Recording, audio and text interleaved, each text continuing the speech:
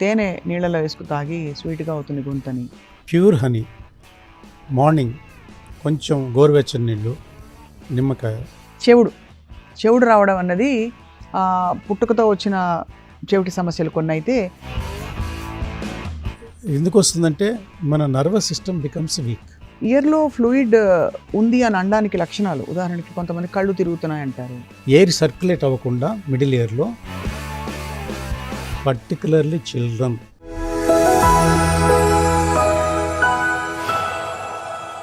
ఇది కేవలం సమాచారంగా మాత్రమే భావించండి. వైద్య నిపుణులను సంప్రదించండి. టాన్సిలెక్టమీ, అడెనాయిడ్ సర్జరీ అవిని అంటుంటాం. బట్ అందరికీ అవి మనకి ఆల్మోస్ట్ ద్వారపాలకుల్లాగా ఇన్ఫెక్షన్ రాకుండా, అవి ఇన్ఫెక్ట్ అయ్యి లోపలికి ఇన్ఫెక్షన్ వెళ్లకుండా కాపాడే ఇదంటాం. బట్ ఫ్రీక్వెంట్గా ఇన్ఫెక్షన్స్ వస్తే తీసేయాలంటాం. సో ఏమిటి సార్ ఈ డైకాటమీ? ఇది యాక్చువల్గా మిస్కన్సెప్షన్. అంటే తెలియని వాళ్ళు పూర్వకాలంలో అట్లా అనుకునేవాళ్ళు. టాన్సిల్స్ అది lymphoid tissue. Lymphoid tissue distributed everywhere, body అంతా లింఫాయిడ్ టిష్యూ. నోట్స్ ఉంటాయి, సపోజ్ ఇక్కడ ఇలా అనుకుంటే చిన్న చిన్న నోట్స్ తగ్గుతాయి. Right. They react to the infection. Right. అది డిఫెన్స్ మెకానిజం కాదు, that is a reaction. Reaction ఏంటంటే లోపల ఇన్ఫెక్షన్ ఉందని మీకు చెప్తుంది. మన బాడీలో ఉన్న white blood cells, that is the defence. ఈ టాన్సిల్స్ ఏంటంటే యాక్చువల్గా లైక్ అపెండిక్స్. అంతకుముందు కొన్ని యానిమల్స్ కింగ్డమ్లో అవి ఉపయోగపడ్డ వెస్టిజ్ ఒక ఆర్గనే, మనకి లేదు. హ్యూమన్ బీయింగ్స్లో అపెండిక్స్ వాల్యూ లేదు. Right. Same thing goes to for tonsils also. Adenoids ఏంటంటే మనకి టాన్సిల్స్ త్రోట్లో కనిపిస్తాయి. ముక్కు వెనక భాగంలో అంటే నెసోఫారింగ్స్ అంటాం. దాంట్లో ఉన్న ఎడినాయిడ్, ఈ ఫెరింజియల్ లింఫాయిడ్ టిష్యూని ఎడినాయిడ్ అంటాం. That is the difference. Adenoids వల్ల ఏమవుతుందంటే particularly 5 to 6 years age children nose block అవుతుంది. ఎందుకంటే back side of the nose, అవి కొయినా అంటారు. ఆ కొయినా దగ్గర ఎడినాయిడ్ టిష్యూ హైపర్ట్రోఫీ అయితే టోటల్ బ్లాక్ అవుతుంది. దానివల్ల రిపీటెడ్ కోల్డ్, మౌత్ బ్రీతింగ్ వల్ల ఏమవుతుంది, infection goes directly to the lungs. Nose is a protective mechanism.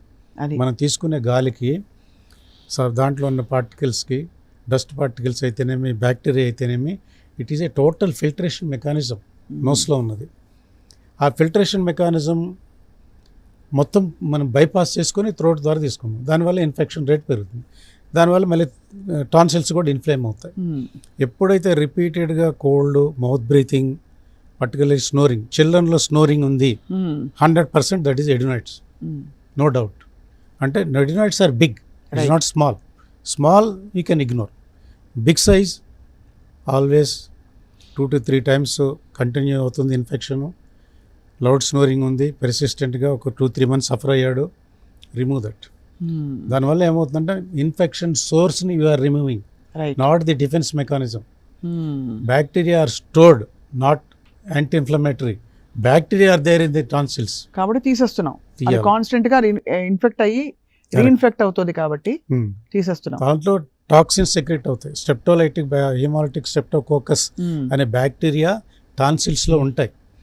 అవి స్టెప్టోలైసిన్స్, అని కొన్ని టాక్సిన్స్ సెక్రెట్ చేస్తాయి. ఆ సెక్రిషన్స్ వల్ల, టాక్సిన్స్ వల్ల సమ్టైమ్స్ రొమటాయిడ్ ఆర్థరైటిస్, రొమటాయిడ్ అంటే మల్టిపుల్ జాయింట్స్కి వస్తాయి arthritis, not for everybody. Right. ఇప్పుడు ఏదైనా మేము కాంప్లికేషన్ చెప్తే అందరికి రాదు, కొన్ని మనకు తెలియదు. Right. But science proves they are liable to get rheumatoid arthritis, rheumatic heart diseases. So ఈ కాంప్లికేషన్స్ అవాయిడ్ చేయడానికి we advise remove the tonsils, adenoids at the early age, 5 to 6 years. Then growth factor కూడా చాలా బాగుంటుంది, because the digestion improves, nutrition improves, absorption of the nutritional factors improves, growth improves. So ఇదైతే 100% correct. మీరు అన్నట్టు మన పూర్వకాలం ఊరికే మాట వరుస వరుసకి ఏదో నీకు ఎవరు చెప్పారు, ఒక డాక్టర్ చెప్పారంటే లేదా మా ఎదురింటి వాళ్ళు, పక్కింటి వాళ్ళు, వాళ్ళు హౌ కెన్ యూ బిలీవ్? ఆచార వ్యవహారాలకు సంబంధించింది కాదు, this is pure science. And మీరు ఇంకొక చాలా మంచి లీడ్ పాయింట్ ఇచ్చారు. టాన్సిల్స్ తీసేస్తే అవసరం లేనప్పుడు ఎస్పెషల్లీ గ్రోత్ బాగా ఉంటుంది పిల్లలు అని. 100%. రైట్. సో అండ్ ఇప్పుడు వచ్చిన టెక్నాలజీలో సార్, వెదర్ ఇట్ ఈస్ అంటే నాడ్యూల్స్ తీయడం కావచ్చు, టాన్సిల్స్ కావచ్చు, ఒక పూటలో అయిపోతుంది surgery. Same day we can discharge. అది సేమ్ డే మార్నింగ్ చేస్తే ఈవినింగ్ నా పేషెంట్లందరినీ డిశ్చార్జ్ చేస్తాను. Tonsillectomy is very minor surgery, very very safe. ఇప్పుడు కోబ్లేటరు, కోల్డ్, ఈ టెక్నాలజీ చాలా మారింది. అంటే బ్లీడింగ్ తగ్గిస్తుంది, ప్లస్ పెయిన్ తగ్గిస్తుంది. Right. This is latest technology. Vocal cords అయితే laser, that is the best one. After 3 hours we can discharge. Oedema develop అవుతుంది చూస్తాం, అబ్జర్వ్ చేస్తాము. 90%, 99% they are no complications nowadays.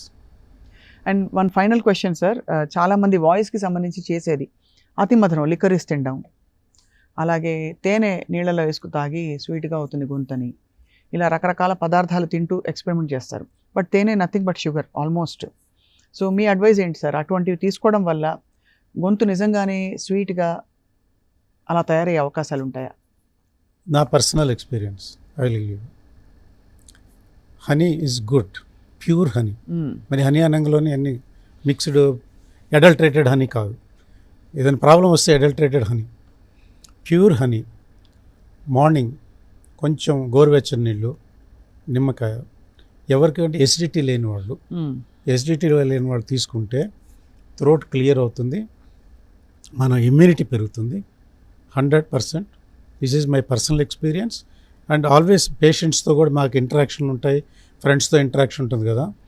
Definitely it is good for health. Ayurveda ప్రకారము Ayurveda doctors friends చెప్పేది కూడా 100% they substantiate my statement. It is good for health. Pure honey అయి ఉండాలి first thing.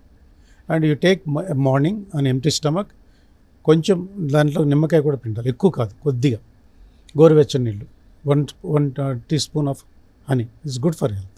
దానివల్ల ఎటువంటి పరిస్థితుల్లో నష్టం అయితే లేదు, unless you got severe acidity problem.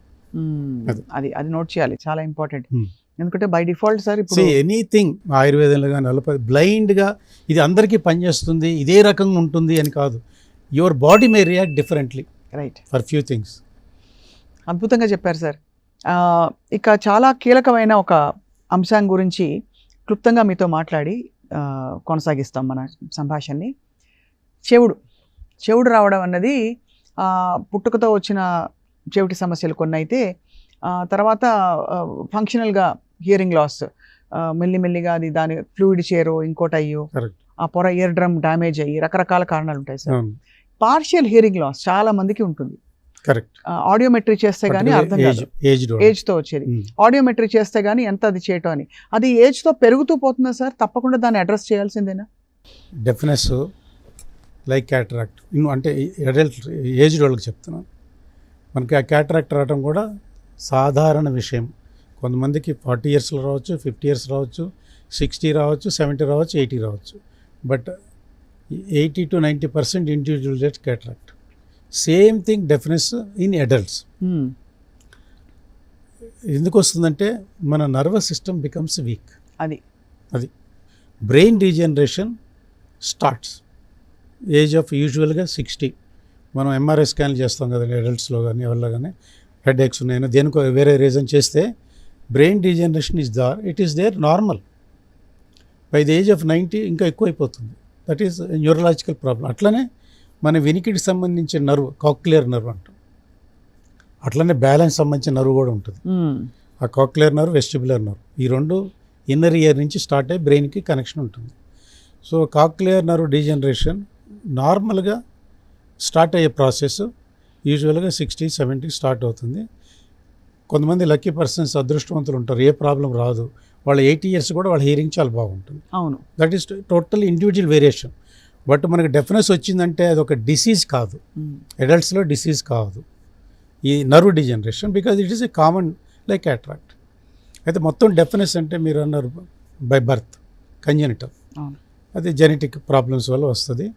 వాళ్ళకి ఇప్పుడు ఎక్సలెంట్ ట్రీట్మెంట్ కూడా ఉన్నాయి, కాక్లియర్ ఇంప్లాంటేషన్. ఆ టాపిక్ చాలా డీటెయిల్గా తర్వాత చెప్పొచ్చు. అవును. So any deafness, what ever, congenital deafness, acquired deafness, అన్నీ క్యూరబుల్. మనం ఇగ్నోర్ చేసి మనం నిర్లక్ష్యం చేసి అది పెరిగేసి ఇంకా ఎక్కువ పెరగటానికి మనం ఛాన్స్ ఇస్తున్నాం, కానీ they are all curable problems. Congenital deafness అంటే ఒకప్పుడు సైన్స్ మనకి, ఇప్పుడు ఇది లాస్ట్ 15 years నుంచి వచ్చిన రీసెర్చ్, కాక్లియర్ ఇంప్లాంటేషన్. యూరోప్లో 25 years బ్యాక్ చేశారు ఈ రీసెర్చ్. ఇప్పుడు 1 year బేబీ కూడా చేయొచ్చు అనమాట. సో అంటే technology is available, right, it is totally curable unless we ignore it. Right. తర్వాత మీరు చెవిలో ఇన్ఫెక్షన్ కర్ణబేరి రప్చర్ అయింది. కర్ణబేరి రప్చర్ అయితే మనకి 30 to 40% deafness, what ever reason, tonsils వల్ల కానివ్వండి, సైనస్ ఇన్ఫెక్షన్ వల్ల కానివ్వండి, నెగ్లిజెన్స్ వల్ల కానివ్వండి, ఇన్కంప్లీట్ ట్రీట్మెంట్ వల్ల కానివ్వండి, కర్ణబేరి హోల్ పెద్దదైతే. అదే చిన్న హోల్ ఉంటే ఎర్లీ స్టేజ్లో ఈఎన్టీ డాక్టర్ని కన్సల్ట్ చేస్తే ఆ హోల్ కంప్లీట్గా క్యూర్ అవుతుంది with medicines. Medicines sir tympanoplasty అని చేస్తారు అదే సార్? Tympanoplasty is a last resort, what we're doing last resort. ఎప్పుడు పేషెంట్ నెగ్లెక్ట్ చేసి 10 చోట్ల తిరిగో వాళ్ళ ఇన్కంప్లీట్ ట్రీట్మెంట్ వల్లనో ఏదో ఎక్కడో somewhere either patient negligence are your doctor negligence ఆ హోల్ పెద్దది అవుతుంది. ఎప్పుడు వస్తుంది హోల్ పెద్దది? బిగినింగ్లో జరగదు. ఇన్ఫెక్షన్ రిపీటెడ్గా వచ్చిన తర్వాత హోల్ పెద్దది అవుతుంది. When the whole is very small, first time, second time, third time, it is still small. Total with medication always done my patients, it is totally curable. ఏం మెడికేషన్ ఇస్తారు సార్? అంటే what is the nature of the medication అని? Ear drops plus cold అయినప్పుడు you take precaution. అది ఎందుకంటే nose నుంచి infection spread అవుతుంది, particularly children, sinus infection ఉన్న వాళ్ళకి. అందుకని కోల్డ్ ఫుడ్స్ అన్ని అవాయిడ్ చేయమని చెప్తాం. Because you got the problem. అది నాట్ ఫర్ ఎవ్రీబడి, అందరికి చెప్పాం. యూ గాట్ ఏ ప్రాబ్లం, నీకు రిపీటెడ్ కోల్డ్ ఉంది, రిపీటెడ్ కోల్డ్ వల్ల చెవి ఇన్ఫెక్షన్ వచ్చింది, you avoid these things. So repeated cold అయినప్పుడు సైనస్ ఉంటే సైనస్ క్యూర్ చేసుకో, లేదు ఇమ్మీడియట్గా ఒక tablet cold act plus Febrex plus ఒక ట్యాబ్లెట్ వేసుకున్నారనుకోండి, that will not spread to the ear. అంటే తర్వాత చెవులకు వాటర్ పోకుండా చూసుకోవాలి. హోల్ ఉన్నప్పుడు, హోల్ ఉంటే ఏమవుతుందంటే వాటర్ గోస్ ఇన్సైడ్, ఇమ్మీడియట్గా ఇన్ఫెక్షన్. స్టెరైల్ వాటర్ కాదు కదా మనం స్నానం చేసేది. సో స్టెరైల్, అందుకని కాటన్ పెట్టుకొని పైన వ్యాజ్లిన్ పెట్టుకుంటే మనకి వాటర్ లోపలికి పోదు till the whole is completely filled up, కంప్లీట్గా జాయింట్ అవుతుంది. 90% ఆ హోల్ కంప్లీట్గా ఫిల్అప్ అయిపోతుంది, క్యూర్ అయిపోతుంది. Because God has given that kind of healing power. ఈ సరౌండింగ్ టింపానిక్ మెంబ్రేన్ నుంచే అది నెమ్మదిగా గ్రోత్ వస్తుంది. మీకు ఇంకా తెలియని విషయం ఏంటంటే, టింపానోప్లాస్టీ సర్జరీ చేస్తాం కదా, టింపానోప్లాస్టీ సర్జరీ చేసినప్పుడు ఇక్కడి నుంచో గ్రాఫ్ట్ తీస్తాం, టెంపరాలిస్ ఫేషియా. ఈ హోల్కి పైన కింద దాన్ని ప్యాచ్ అప్ చేస్తున్నాం అంతే. ఆ ప్యాచ్ పర్మనెంట్ కాదు, 2 monthsలో ప్యాచ్ పోతుంది. ఈ చుట్టూ ఉన్న కర్ణబేరియే పెరుగుతుంది, హీల్ అవుతుంది అంతే. ఈ ప్యాచ్ నిలబడదు, ఈ patch this goes off. So like tissue ఎలా అయితే టెంపరరీ సపోర్ట్, అది ఈ టెంపరరీ ఆ కర్ణబేరి హోల్కి మీ మార్జిన్స్ కొంచెం రా ఏరియా చేసుకొని మనం కింద గ్రాఫ్ట్ పెడతాము. ఈ క్రింద గ్రాఫ్ట్ ఉంది, సపోర్ట్ ఉంది కాబట్టి అది పైన స్లోగా గ్రోత్ వచ్చేసి అది 3 monthsలో కంప్లీట్గా హీల్ అవుతుంది. ఈ 3 months ప్రికాషన్స్ తీసుకొని చెవులకు నీళ్ళు పోకుండా చూసుకొని మళ్ళీ కోల్డ్ అయినప్పుడు వెంటనే మెడిసిన్ వేసుకుంటే there is a 95-98% it will complete success. Tympanoplasty success ఏంటంటే కొన్ని ప్రికాషన్స్ తీసుకోవాలి, ఆపరేషనే కాదు, టెక్నికే కాదు, మన పోస్ట్ ఆపరేటివ్ తీసుకునే జాగ్రత్తలు కూడా ఇంపార్టెంట్. ఫైనల్గా I want to ask you one more question about this ఇయర్లో ఫ్లూయిడ్ సార్. ఇయర్లో ఫ్లూయిడ్ ఉంది అని అనడానికి లక్షణాలు, ఉదాహరణకి కొంతమంది కళ్ళు తిరుగుతున్నాయి అంటారు, బ్యాలెన్స్ తప్పుతున్నాం అంటారు, అది వర్టిగోనా అని, ఇది వాళ్ళకి వాళ్ళు తేల్చుకోవాల్సిన పరిస్థితులు. మరి ఈ ఇన్నర్ ఇయర్ ఫ్లూయిడ్ని అసలు డ్రైన్ చేసే మెకానిజం ఉంటుందా? లేదు. ఒకసారి వచ్చేస్తే ఉన్నది, కానీ that is lost resort, deafness వచ్చే ఛాన్స్ ఉంది. ఆ లాస్ట్ రిసార్ట్ అప్పుడే ఫాలో అవుతాం. ఇంకా తర్వాత మీరు ఫ్లూయిడ్ అన్నారు కాబట్టి 2 విషయాలు చెప్తాను. Fluid can be in the middle year, inner ear. Middle ear fluid ఏంటంటే ముక్కు నుంచి చెవికి ఉన్న ఇస్టేషన్ ట్యూబ్ బ్లాకేజ్ వల్ల అది బ్లాక్ అయిపోయి ఎయిర్ సర్క్యులేట్ అవ్వకుండా మిడిల్ ఇయర్లో సెక్రిషన్స్ అక్యుములేట్ అవుతాయి. Particularly children, tonsils, adenoids problem ఉన్న వాళ్ళకి సీరస్ ఆర్టైటిస్ మీడియా అంటాం. Fluid in the middle ear. Serous otitis media వాళ్ళకి హీరింగ్ తగ్గుతుంది. పెర్ఫరేషన్ హోల్ ఉంటే తగ్గుతుంది, హోల్ లేకుండా middle ear fluid, serous otitis media mostly ignored thing. అందుకని ఈ పాయింట్ నేను చెప్పదలుచుకుంది. చాలామందికి ఇది ఇగ్నోర్ చేస్తారు, చాలామంది డయాగ్నోస్ చేయరు. Very easy to diagnose. మనం టింపనోమెట్రీ, ఆడియోమెట్రీ, టింపనోమెట్రీ అని చేస్తాం, హీరింగ్ టెస్ట్లు ఉన్నాయి కదా. ఇంపీడెన్స్ ఆడియోమెట్రీ చేస్తే కర్ణబేరి మూమెంట్ మనకు తెలుస్తుంది. కర్ణబేరి ఎప్పుడు వైబ్రేట్ అవుతుంది సౌండ్కి, ఈ వైబ్రేషన్ కంప్లీట్ తగ్గిపోతుంది. That indicates fluid in the middle ear. ఓహో. Fluid in the middle ear grommets పెడితే ఇట్ ఈస్ టోటల్లీ క్యూరబుల్. దానికి ఏం ఉండవు. ఒకవేళ ఏం చేయకపోతే ఏమొస్తుంది రిజల్ట్? ఈ ఫ్లూయిడ్ స్లోగా అబ్జార్బ్ అయిపోయి లోపల ఎడెషన్స్ ఫామ్ అవుతాయి, అంటే ఫైబ్రస్ బ్యాండ్స్ ఫామ్ అవుతాయి. ఫైబ్రస్ బ్యాండ్స్ ఫామ్ అవటం వల్ల ఏమవుతుందంటే permanent deafness, not severe, moderate deafness, particularly children. వీళ్ళకి వచ్చేది ఏంటంటే ఎడెసివ్ ఆటైటిస్ మీడియా అంటాం. ఈ ఎడెసివ్ otitis media result is because your negligence again. You not taken timely treatment, correct treatment. Right. అది మిడిల్ ఇయర్ ఫ్లూయిడ్. అది మనం కంప్లీట్లీ క్యూరబుల్. ఇన్నర్ ఇయర్ మీ వల్ల కాదు, అంటే మనం చేసిన పొరపాటు వల్ల కాదు, మనకు వచ్చే ఒక డిజార్డర్. అది ఎండోలింఫాటిక్ హైడ్రాప్స్ అంటాం. మీరు ఉన్న ఫ్లూయిడ్ అనేది ఇన్నర్ ఇయర్లో కాక్లియా అనేది హీరింగ్ సంబంధించింది. వెస్టిబ్యూల్ అని, సెమీ సర్క్యులర్ కెనాల్స్ అని, యాంపుల్ అని ఉంటాయి. సెమీ సర్క్యులర్ కెనాల్స్ 3 ఉంటాయి. ఇవి మన బ్యాలెన్స్ సంబంధించింది, very very very important organ. దాంట్లో ఒక డిజార్డరు ఫ్లూయిడ్ సెక్రేషన్ ఎక్కువ రావచ్చు, ఎండోలింఫాటిక్ హైడ్రాప్స్. అది తీయటం కుదరదు. అది మనం చేసుకున్న మనకి డిసీజ్ అదే సహజంగా వచ్చేది, కానీ మనం ఏదో బ్యాడ్ హ్యాబిట్స్ వల్ల వచ్చింది కాదు. అది యూజువల్గా ఏమవుతుందంటే మీనియర్స్ డిసీజ్ అంటారు. మరి ఒకసారి వెస్టిబులర్ న్యూరోడైటిస్ ఇన్ఫెక్షన్ వల్ల కూడా రావచ్చు. కానీ ఎక్కువ భాగం గిడ్డినెస్ వచ్చేది ఈ హైడ్రాప్స్ వల్ల కాదు, ఎండోలింఫాటిక్ హైడ్రాప్స్ కాదు. దాంట్లో కొన్ని కాల్షియం డిపాజిట్స్ వస్తాయి. ఆ డిపాజిట్స్ ఏమవుతాయంటే మనం జర్కీ మూమెంట్ అలా ఇచ్చామనుకోండి, మూమెంట్ కదులుతాయి. ఆ కదలటం వల్ల ఏమంటే మనకి momentary giddiness, your giddiness just ఒక 5 seconds, లెస్ దెన్ 5 seconds ఇలా కూర్చుంటాం, తగ్గిపోయింది, మళ్ళీ ఒక 2 minutes తర్వాత వెళ్ళిపోయి complete normal. This is called benign positional vertigo. Benign అంటే టోటల్గా అది హార్మ్లెస్. వర్టిగో వల్ల మనిషికి హామ్ లేదు. హామ్ ఎప్పుడు? ఇఫ్ యూఆర్ డ్రైవింగ్, నువ్వు take rest or take somebody, let somebody drive, total harmless. ఎందుకంటే ఈ డిసీజ్ వల్ల చనిపో మనం. అది హార్మ్లెస్ అంటే in the sense that is it called benign. Benign diagnose ఏంటంటే it last for few seconds, అది మళ్ళీ రావచ్చు మన నెక్ మూమెంట్స్ వల్ల. పర్టికులర్గా ఎల్డర్లీ పీపుల్ మంచం మీద పట్టుకొని సడన్గా లేస్తారు.